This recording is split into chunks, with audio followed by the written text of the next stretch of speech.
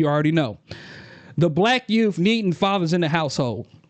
I'm going to tell you, I didn't have my father in the household.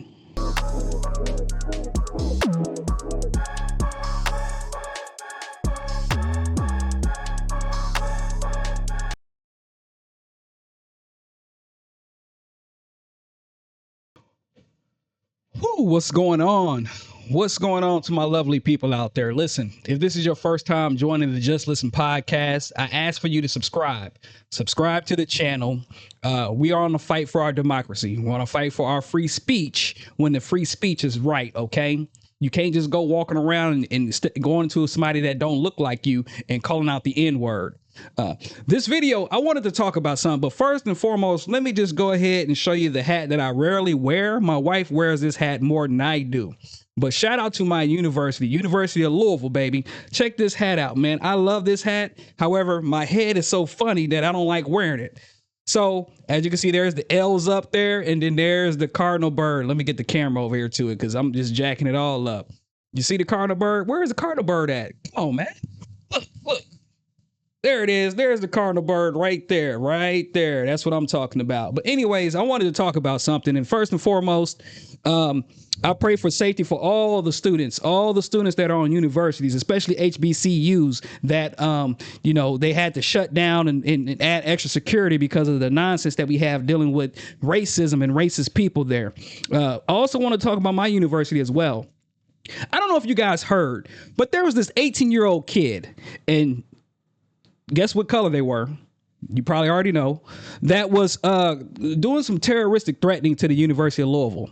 There were some other schools that this dumbass was doing too as well in regards to going and saying that they were going to be doing something like shooting up the school and the university and all this kind of stuff. What kind of shit is that? See, here's the problem that we have with our youth, with our young males. Now, I'm not going to throw out the color there, but you get my gist here.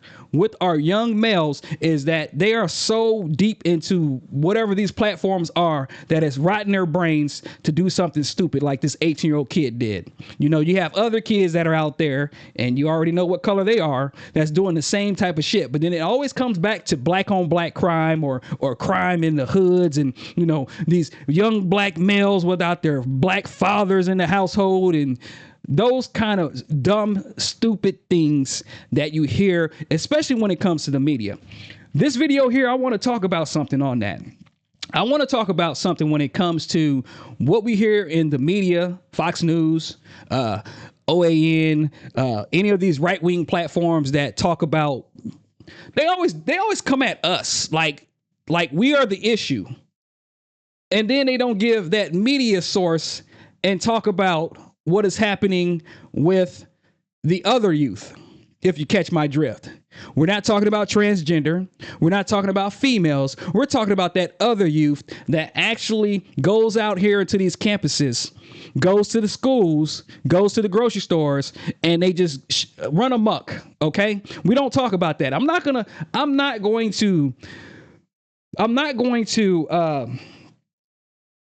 throw out a color, but like I said, you already catch my drift here when it comes to it. There was the situation that happened in Buffalo, New York. There was a situation that happened in Jacksonville, Florida. There is a situation that happened at Florida State University. There is a situation that just recently happened at Utah State University or Utah Valley. There is a situation that happened in Denver, Colorado. Yet there is one particular issue that is getting so much spotlight that I'm getting tired of talking about it. I'm getting tired of seeing it. So I'm not even going to say the name out there, okay? I'm not going to say the name out there. But like I said, I want to talk about this whole myth about the black youth. I'm throwing that color out because guess what? You see this? You already know. The black youth needing fathers in the household. I'm going to tell you, I didn't have my father in the household. I didn't. The friends that I hung out with, because I hung out with a range of friends. I went to a predominantly white high school, but the black friends that I had at the school, we all hung out because we pretty much lived in the same neighborhood. And I'm going to tell you this, out of the 5 high schoolers that I hung out with, only one of them had a father in the household. The other 4 did not have a father in the household. And guess what? Let me tell you this. My friends I hung out with that didn't have a father in the household, I got one that owns his own business. I got another one that produces music. I got another one that is in IT. And I got another one that is, what's he doing? He's in engineering without a father in the household. And me, myself personally, I work in, of course, I've been in management roles. I've been in supervisor roles. I've been in distribution roles as far as a distribution manager. And now I'm working for health insurance. I'm going to say healthcare insurance. And I know some people might say, no, it's just health insurance because you're not getting the care that you need. However, you do have to have some type of insurance or you're going to be hit with a balance bill where you might have to pay thousands of dollars for your healthcare insurance. And guess what? That person that had the father in the household, they didn't go to, didn't get a college.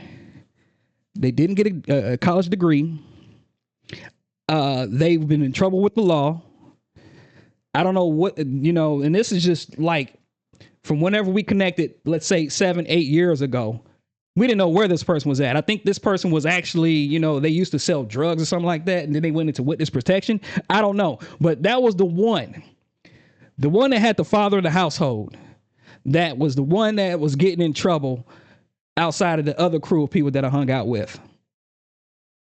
And that's me talking about this whole thing that is always depicting the black individual as the criminal, as the thug, as the gangster, as the whatever you want to call it, the thief. When news over news over news and news and news again, there is a specific group that is causing when it comes to mass shootings, if you go through the tape, and I did a video on this before, you got to check it out. I'll post a link in the description here on the video on mass shooters. I'll post that link. But let me just talk about how I grew up. Okay. I'm going to talk about my high school years and then when I went to college, because I actually was on my own in Louisville, Kentucky, didn't have any family there, and what I was surrounded with, what I was around. Because I want people to understand that when I get individuals that probably don't have any black friends that talk about their racist rhetoric, that they're getting their talking points from like Fox News, Trump, the Trump administration, other individuals, Candace Owens, Brandon Tatum, these Kunarians that they tap dance for the Klan clown.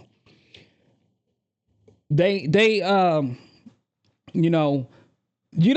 can't talk about the experience unless you've pretty much lived it, right?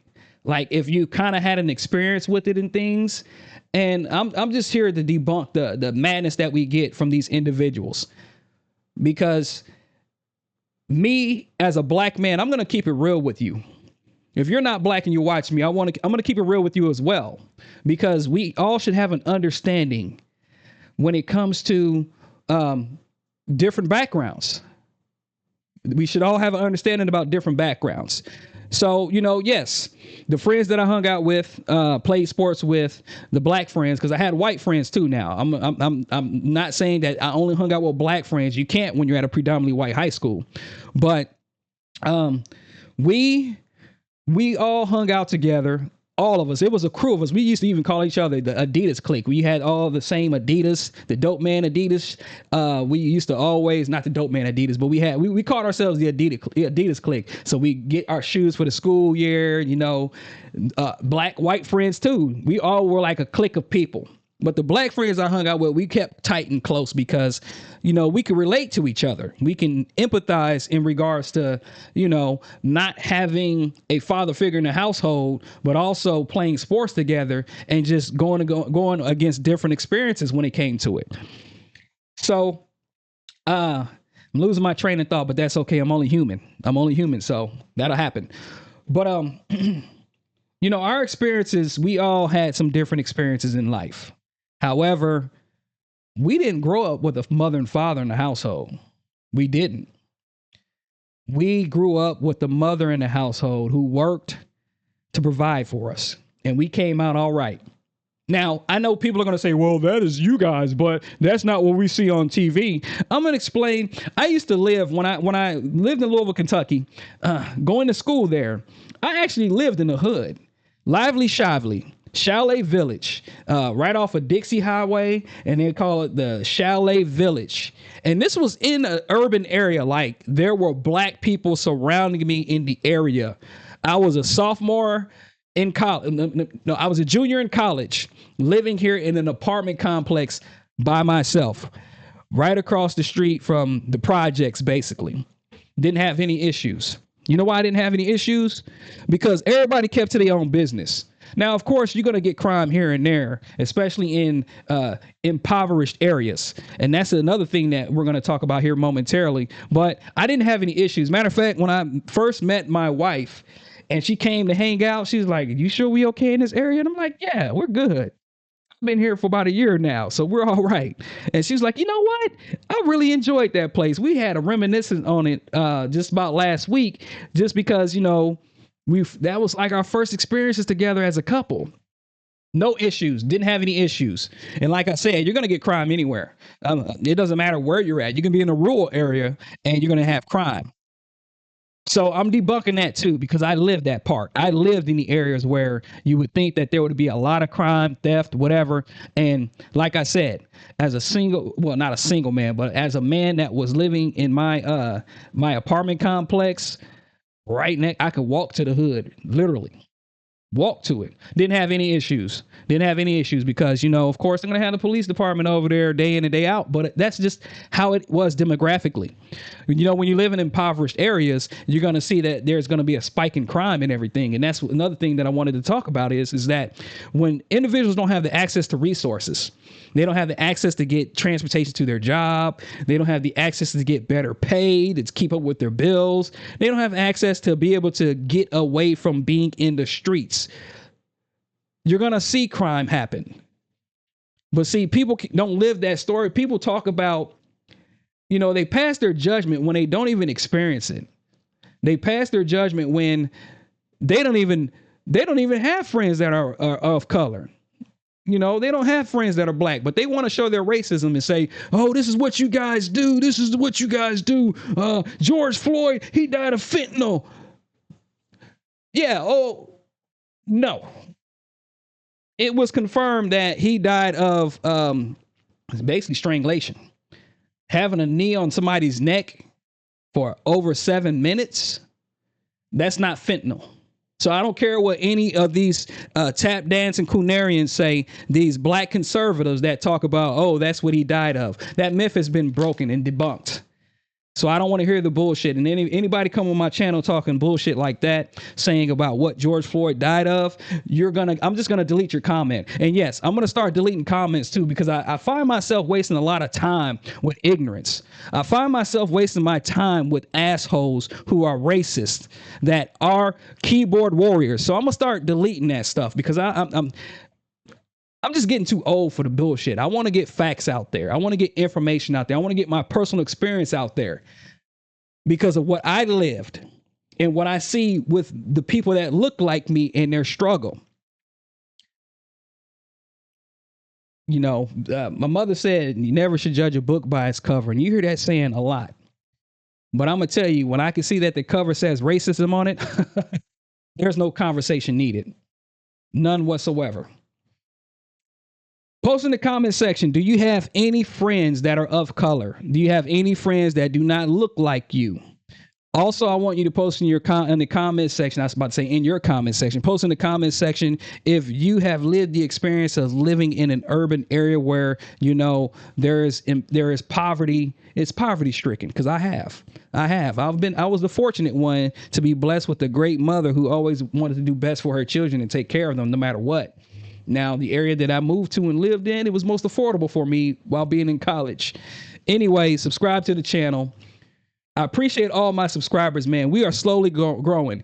I'm going to land my plane here, but I appreciate you guys that have subscribed to the channel and are watching the videos. Thank you so much. We have to fight against fascism, racism, and the projection, because they always say that it's this, calling the left the party of violence.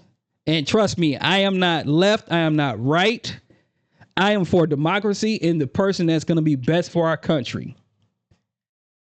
But the left is not the ones that's talking about violence and doing violence. That's why the administration deleted the information about what kind of political violence is taking place. Peace and love.